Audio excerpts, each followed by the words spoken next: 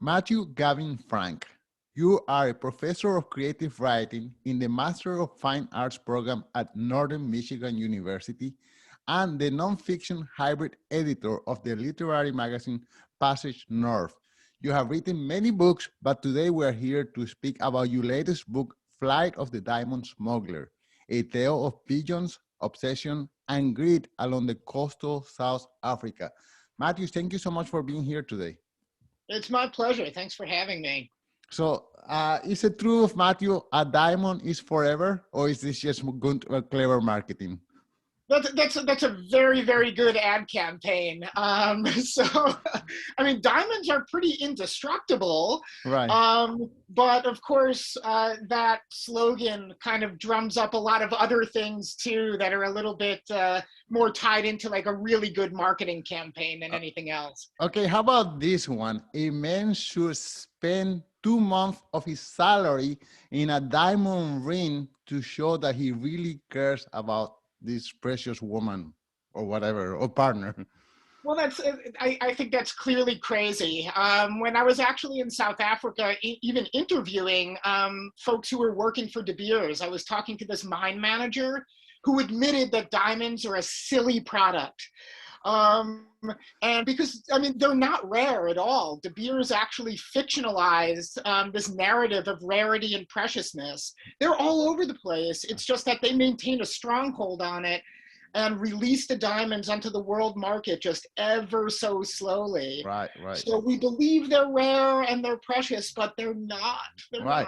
not. Okay, so before we get to speak more into diamonds, can you tell us a little bit about your background? I heard that you used to be into the dining industry, and I don't understand how the jump happened from being into fast dining into now writing books. You have written a few of them. Yeah, so I grew up in Chicago in the U.S. and I actually started working in restaurant kitchens when I was 11 years old. I started washing dishes in the back of a fast food chicken shack on the Was outskirts. that legal, by the way, or were you an illegal minor I, worker? I was officially illegal, I guess. Yeah, 11-year-olds, I don't think we're allowed to work, but I was at this, and this chicken shack is no longer in existence. But I still remember the owner's name. But but anyway, I just from age 11, I just stayed in the restaurant industry and kind of bummed around the U.S. and the world, apprenticing in restaurant kitchens. It was a way to travel also. Like you could, at that time, you could always get a restaurant job. And so, yeah, just did that for a while. Ended up getting into the fine dining restaurant scene where I was working like 19-hour shifts. And it's really tough to unwind after a 19-hour shift. So you usually go out with the kitchen crew, and for like an hour, you just like pound whiskey. So you could unwind and go to sleep. And so I remember just drinking with the crew afterwards. They asked what I like to do in my spare time. And I said, yeah, I kind of like writing poetry and this and that. And they looked at me like I was crazy. It was like a fabulous conversation killer. Wow. And so I started investigating like writing communities because I kind of wanted to talk to like-minded folks about writing. And I found out that there were, creative writing programs at universities. I didn't even know those really existed. And so ended up pursuing that and just kind of made that switch. Wow. Just to let you know, I came to Canada with a student visa, and I was not allowed to work because I had a student visa. So I worked under the table, and one of the many jobs that I had was as a bus boy. So me too, I used to go with the rest of the crew after at 3 o'clock in the morning when the restaurant was closed to have a few drinks. So I know what you're talking about. Okay, so you made it into writers groups, and how does that develop into you actually becoming a writer? Yeah, I never chased a degree in writing thinking that, I was really gonna, get books out into the world because it's really like the odds are against you in the publishing world, right? And so I really just wanted to sink into that community. for like 3 years, like this creative writing program that I ended up being a student in back in 2003. It was a 3-year long program. And I thought at the end of those 3 years, I was going to go right back into the restaurant kitchen. You know, I never expected it to take this turn, but I kept writing and sending things out and writing and sending things out, and eventually like developing this dialogue with other writers and eventually editors. And on a lark, a literary agent contacted me out of the blue because she read something that I had published in some online magazine and was interested in what else I might have been working on. And at that time, I was writing a book about the giant squid, and I actually did everything wrong. I said to her, "Oh, you don't want this. It's going to be totally unmarketable. Nobody's going to buy it." Like I did the opposite of selling myself, right? And she's like, "Well, send it to me anyway." And she liked it and ended up selling it to a New York publisher. And then after that, it was just like, wee. Wow. Okay, and but now you are a professor. So how did that happen? Yeah, so right after I finished my creative writing program as a student, I did go back into restaurants for a little over a year. Let But me ask you, are you the ones that create these fancy looking, beautiful dishes that look like pieces of art, but after you finish eating it, you are hungry and you have to go out to a Burger King or McDonald's to eat some more? no, yeah, it's the classic thing. Like the chefs who work in those fine dining kitchens and make those beautiful things, afterwards they go out to like KFC and they just like, you know, wolf on the fried chicken because like even if you ask like a super fine dining chef like Thomas Keller or something in the French Laundry in California, what he would want his last meal to be, he said a simple roast chicken. You know, like but you know, there's something wonderful about there's a place for that kind of like museum quality food, right? Right, right. But I mean, is it as nourishing and soul satisfying as the other? Probably not. Oh, No. just a little bit on a tangent. So I'm not the kind of person who can afford to go to a fine restaurant, but one day I took a date to one of those restaurants, and it was a beautiful plate, and she felt great, and you know, it turned out to be a nice relationship. But after that night, I had to go to a burger joint and buy a hamburger because I couldn't afford to order a second plate, and I was It's so true. It's so true. So like I don't really dine that way. You know, like I was around that food because I was making it. But yeah, I don't really dine that way at all anymore. In fact, I the last time my wife and I actually went out and dined that way, we had to do the same thing. There was this it was a super fine restaurant, little plates, but it was right next door to a little shawarma place. And so like after we got out, we just went right next door and ate shawarmas. And the shawarmas were better. So yeah. okay. Well, sorry for that tangent there. Okay, so you become a professor. You were telling us how that happened, and also yeah, and you published your first book, the squid, the giant squid. So tell us a little bit more until you got to the subject of this book. Yeah, sure. So, I mean, with getting a professor job, like again, like I was working in restaurants, but I was applying for teaching jobs, and I got my first job teaching at a community college in upstate New York. That kind of really serviced a military base there, like the Fort Drum military base. And so I was teaching nonfiction writing and creative nonfiction writing to a lot of the soldiers and soldiers' families there. And this was at the time, this was during like the war in Iraq.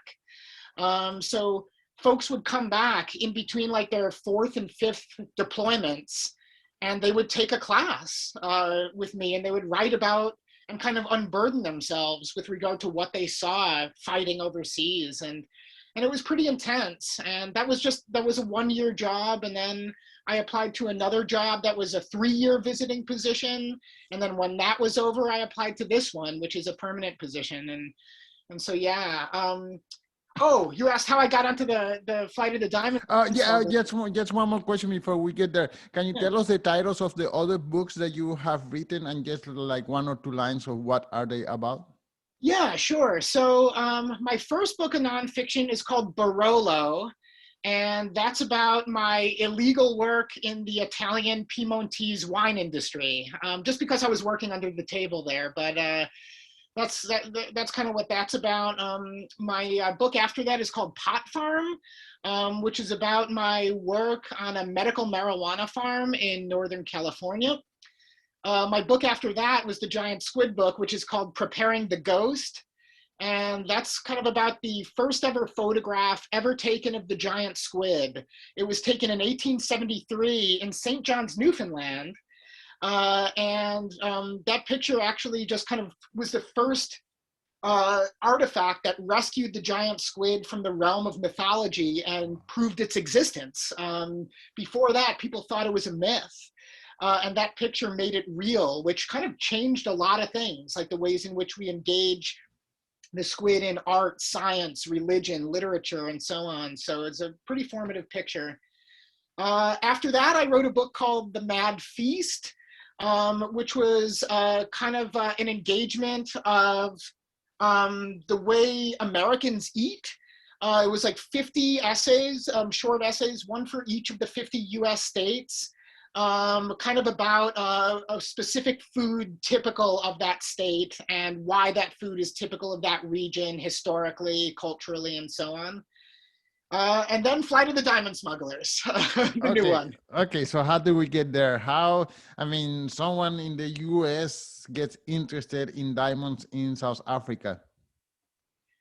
Well, my wife is from South Africa. That makes She sense. was born and raised in Johannesburg, and her entire family is still there. So we go back to South Africa pretty often. And There's an area in the northwestern portion of the country, close to the border with Namibia, called the Diamond Coast. And it's because that area is pretty much dominated by De Beers diamond mines and and De Beers company controlled diamond towns. And for the better part of 80 years, that area was closed off to the public. From like 1925 to 2007, that area was just private. It was basically an erasure from the map. Because it was controlled by De Beers, and they didn't allow anybody who labored for the company out, and they didn't allow anybody who didn't labor for the company in. It was colloquially known as the Forbidden Zone. But then when De Beers, beginning in 2007 and then really accelerating in 2009, deemed a lot of that land to be overmined, they started withdrawing some of their interests there, and some of the doors to these previously closed off towns, like for the better part of 80 years, finally opened up to the public. And as a curious person, I was like, wow, this was an erasure from the map for 80 years. Now I could get in. I want to go there and see what it's like. So I went there, and I ended up talking to a lot of folks whose families had been laboring for De Beers for like 3 generations. Wow. And they were really eager to talk to an outsider. I mean, because they had been kept cloistered from the rest of the world, like nuns or monks. Wow. So Wow. they were very eager to talk to me. And so one night in a bar called Diamond Hunters, this former diamond diver started telling me about the various ways that people would smuggle diamonds out of the mines. And one of those ways was using trained carrier pigeons, and they would attach diamonds to the feet of the birds, and the birds would spirit them out of the mines. And they were homing pigeons, and they would fly to the miners' homes, and their spouses would untie the diamonds. Wow. Okay. So just to put things into context, we were at the beginning of this conversation, we spoke about how it's an illusion that diamonds are so rare. So I spent a few minutes reading about the history of diamonds, and my understanding is that De Beers purchased practically every diamond mine in the world or had control over them. So they stopped the supply, and then they created the demand by this clever advertisement, like diamonds are forever. And thus they created this huge margin, profit of margin from these carbons are everywhere to these, I don't know, thousands of dollars for a little carrot. So that's how diamonds, in my few minutes of reading, became so valuable and created this exploitation of people in South Africa. That's exactly right. That's exactly right. It's all a fiction. It's all a narrative. And because they bought the entire output of that area with regard to the diamonds, they actually made it illegal. If you weren't harvesting directly for the company, if you weren't working for the company, they made it illegal to even pick up a diamond. So diamonds would oftentimes wash up on the beach there because diamonds are in the seabed as well. Wow. So De Beers actually controls all of the diamonds in the seabed also, and they have these boats that they essentially vacuum up the seabed and like sift the diamonds out of it, right? But if a diamond washes up on the beach and you're walking along that beach and you reach down and you pick up a stone and it happens to be a diamond, and De Beers security sees that you've done this, and the beaches are patrolled covertly by security, you can be arrested, you could be jailed, you will be evicted from the town, and sometimes you will be beaten. And back in the day, like years ago, you could be killed for such an infraction. So they not only operate with this clever advertising campaign, but with this culture of fear. Also, if you pick up a diamond, that is illegal. They've made that illegal because they've actually infiltrated local governments. Okay, I have never seen a diamond in its raw form. I mean, I have seen it only in the jewelry store, which is this beautiful cut stones. But diamond in the rough, aren't they covered by all these, I don't know, other rocks and whatever? So it would be, I guess people there, they have an eye already for diamonds, so they could identify a rock that has a diamond or not. But it would be difficult for us, the regular individuals, to know that has any real value, no? Yeah, that's exactly right. A rough diamond looks like an ugly, like rock, like a sludgy looking rock. Yeah, but folks there do know, or they would suspect. Ooh, that looks like it could be a diamond. But what makes a diamond beautiful to us is the cutting of it, the faceting of it, the polishing of it. And that's a whole other level of exploitation. Most of the diamond polishing houses are in India, and folks are essentially working in sweatshop conditions for very little pay. Yeah, so it's not only the miners themselves who are just kind of indentured and exploited by the corporation.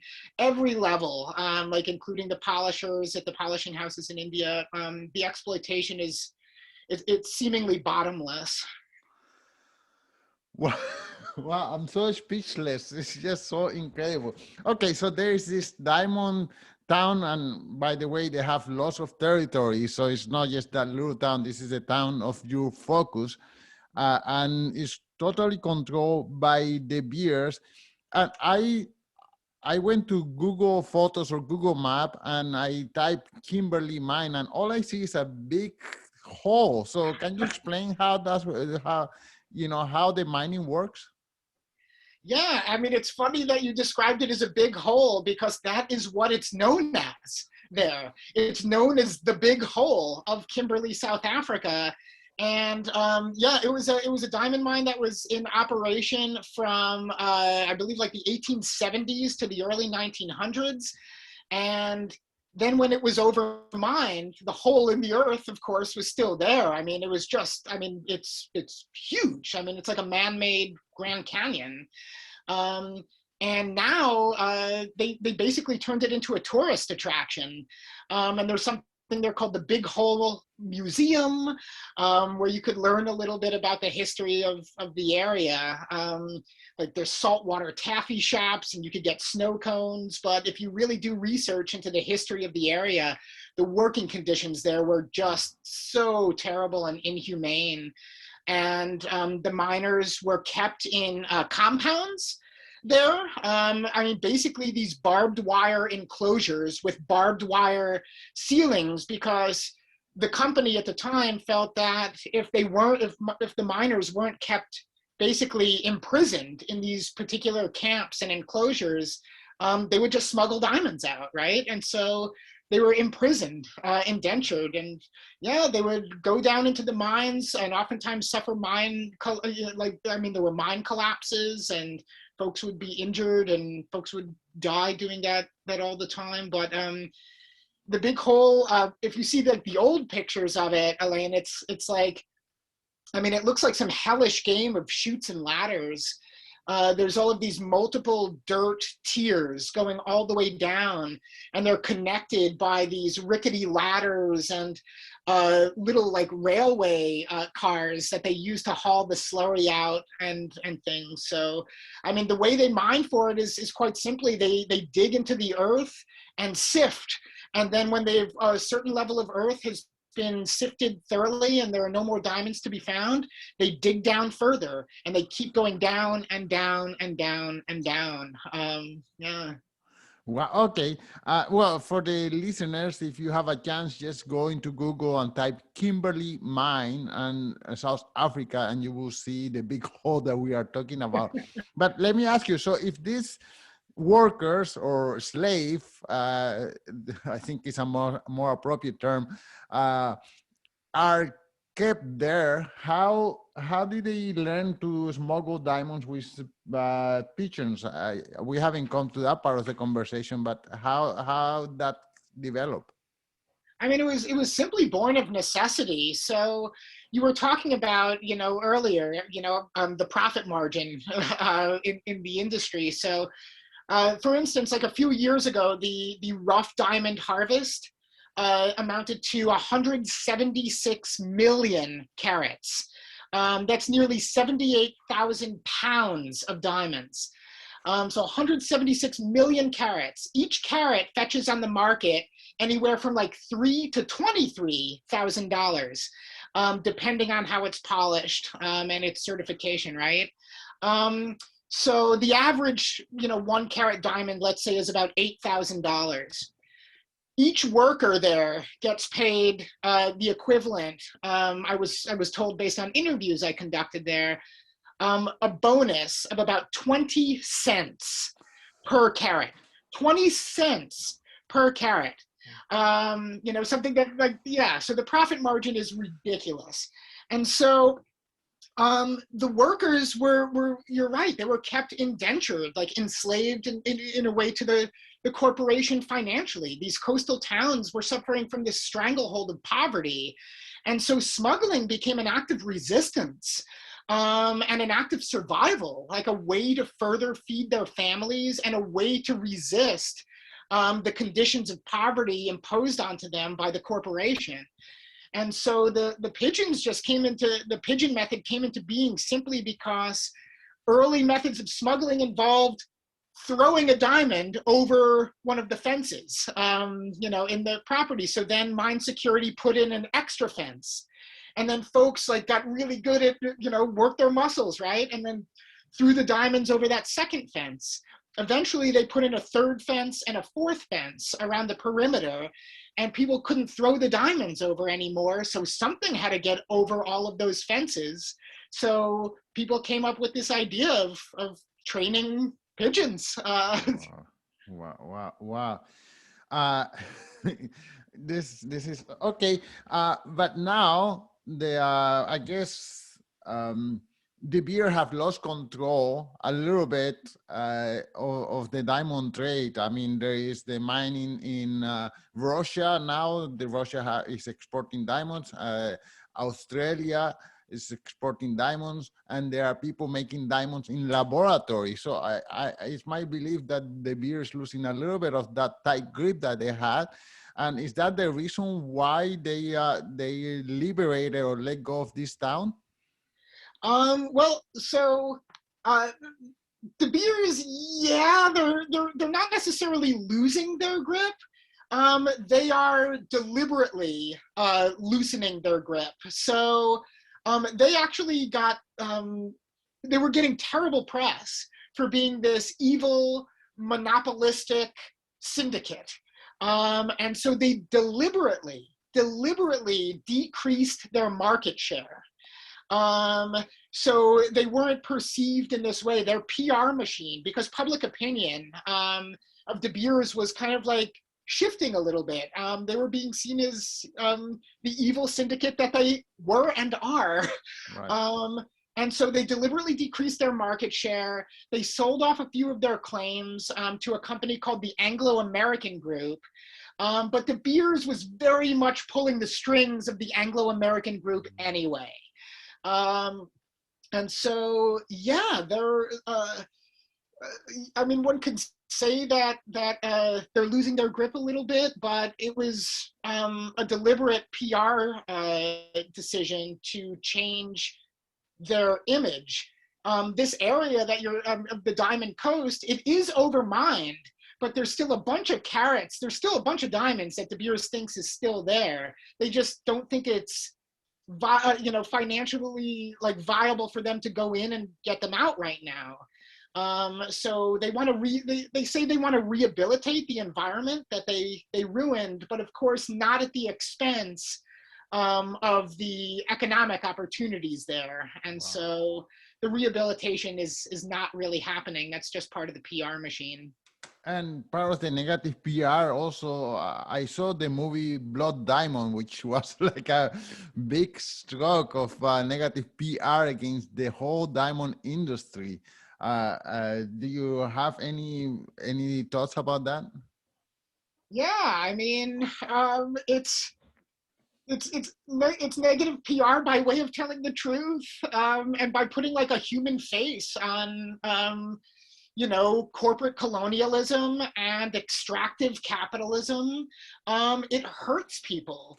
I mean, I think like, if I forget the name of this test, but if you take a corporation and you subject it to a psychological test like you would a human, the corporation, if it has a personality, has the personality of a sociopath in certain ways or a psychopath. I think I saw the movie. It was called The Corporation. That's it. Yeah. And so what a movie like Blood Diamonds does is it puts a human face on basically the side effects of this kind of sociopathic system that is good for a few but hurts so many. Wow. Do you think the new millennial consumer is becoming more aware of these horrible conditions and they are being more selective of the money they spend on diamonds and other, I guess, for our conversation on diamonds, but of course in other industries as well? Yeah, I am hopeful that that's true. I think, folks are far more aware as to the nature of the atrocities perpetuated by companies like De Beers. In part, I wrote this book to make people aware or to increase awareness of what was going on, especially as focused in this one particular area of South Africa. But a hopeful thing is the De Beers PR machine has just created, or not just, it's been around for a few years, but they've formed an environmental division. Due to, and not that they're really doing anything about it, and not that, their sound environmental, practices, which are not so sound, they're not really scrutinized by anybody but De Beers' own stakeholders. But the fact that they were pressured by public opinion to even create an environmental division, whether it's, really doing anything effective or not, I think the fact that they were pressured to do so means that we're moving in the right direction. Right. You mentioned the war certification a few minutes ago, and I guess diamonds have to be certified nowadays. uh, in theory anyways. uh, so how does it work for all these smuggle diamonds to be certified? Because are they illegally traded and bought and sold, or Yeah, or are they mixed into the legitimate diamond, I don't know, storage? yeah, so there's a lot of mixing going on, especially because a lot of the folks who work for the legitimate company, not just the miners themselves, but security guards, mine Mm. managers, or there's a whole hierarchy. Many of them are involved in smuggling rings too. I was actually told when I was interviewing a De Beers security guard in Port Nolloth, South Africa, that every single mayor in Port Nolloth's history was involved in diamond smuggling. So governmental folks are involved in it, civic workers are involved in it, mine security are involved, mine managers are involved. There's this hierarchy, and that hierarchy exists though to keep the miners themselves down. So a security guard might punish a miner for smuggling, and then a manager who's above the security guard might punish the security guard for smuggling, and so it's this top-down punishment, but they're involved. Mm. And so, yeah, things need to be certified as a legitimate diamond. Things need to, they're subjected to what's known as the Kimberley certification, to basically say that these diamonds were humanely harvested, they're not blood diamonds, and so on. But the people who certify are oftentimes bribed. So if you give somebody who issues these certificates a certain amount of money, or sometimes a certain amount of diamonds, this person will sign off and you'll have your certificate. Right. So it's only as good as, the people who issue them, right? Right. Do you think there will be any real threat from the industry of laboratory-made diamonds, and that will kill the industry? Yeah, we can only wait and see, because this is new. And so um, maybe, I hope so. I mean, the fact that a diamond can now be created in a lab strikes me as a practice that would drive value down, because that directly threatens this fiction that De Beers perpetuates about preciousness and rarity. So if we could just fabricate a diamond out of the blue in a lab, and it doesn't have to be subjected to eons of pressure compacting the carbon in the earth and so on and so forth, I would imagine eventually, if the public catches on to to the fact that they're not rare any longer, that value will decrease, and hopefully corporate practices will become a little bit more humane and less rapacious. The story of the smuggling pigeons, it seems incredible and amazing, and it's a testament to human ingenuity. But another thing that I find incredible itself is how the beer have doped all of us into believing that diamonds are precious, that there are, that we should pay all this amount of money for this piece of rock. And there are millions and millions of people who believe that story and do pay the thousands and five, $10,000, $20,000 for a piece of crystal. Yeah. That's so ridiculous.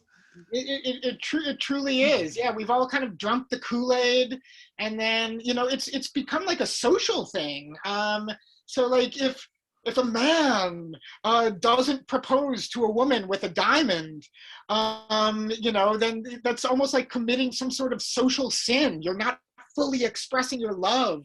It's like really crept into our psyche in insidious ways. Like De Beers basically simplifies this kind of silly gender narrative that to be a man you have to woo a woman with a diamond, that to be a real woman you have to want to be wooed in that way. Otherwise, is it really love? Is it really love? And we believe it. It's a real forever. It's a modern day myth. Right, right. What have been the feedback that you have gotten for this book so far? Oh, some wonderful feedback so far. So it's um, the New York Times and NPR, National Public Radio in the U.S., said some very nice things about it, and it was picked up by a publisher in the UK, and that's going to be so the North American edition is out now, but the edition in the UK and South Africa is coming out in July. And I'm a bit nervous about the book being out in South Africa. I must say, because uh, I worry about backlash from De Beers. Well, or another way of operation they do is that they will buy you whole supply of books and Wouldn't that be great? And then people will start smuggling the book. That'll be out there on the. Well, they have done it with diamonds. They have bought a whole supply of diamonds and put it in a cave somewhere. So why not your book? Wouldn't that be fantastic? It's a steal at $1,000. So yeah. So. Create a scarcity and then exactly. Okay, well, Matthew, can you show the book again and tell us the title and where can listeners find you? Yeah, absolutely. It's called Flight of the Diamond Smugglers, A Tale of Pigeons, Obsession, and Greed Along Coastal South Africa. And it should be available, at bookstores, of course, but online through bookshop.org. Of course, Amazon.com. But if you go through bookshop.org, that actually gives money back to independent bookstores. You could choose which independent bookstore you want to support. So I prefer bookshop.org, but Amazon's easy, of course. I actually, Elaine, Argo Bookshop in Montreal. Do you know Argo Bookshop? Yes. I read there a few years ago. I just love that store. The guy JP that runs it is a really good guy. So I just want to shout out to Argo Bookshop too, in Montreal. Okay, so, well, there will be links to your website in my show notes, and then people can decide where they would like to buy it. Matthew, thank you so much for your time. Elaine, thank you very much. And I appreciate you having me on.